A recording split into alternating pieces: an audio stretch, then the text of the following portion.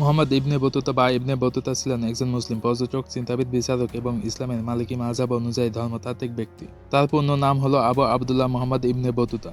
তিনি 17 রজব 703 হিজরি এবং তাবেক 1304 খ্রিস্টাব্দে 24 ফেব্রুয়ারি রবিবার দিন মরক্কোর তানজিয়ারে জন্মগ্রহণ করেন।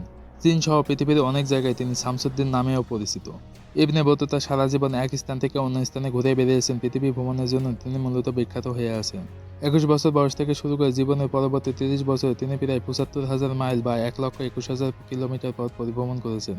তিনি একমাত্র পরিব্রাজক যিনি তার সময়কার সমগ্র মুসলিম বিশ্ব ভ্রমণ করেছেন এবং তৎকালীন সুলতানদের সাথে সাক্ষাৎ করেছেন।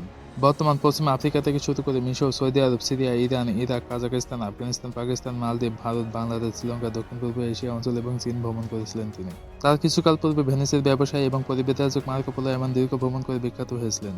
কিন্তু ইবনে বতুতা মার্কো পোলোর চেয়ে 3 গুণ পথ বেশি সফর করেছেন।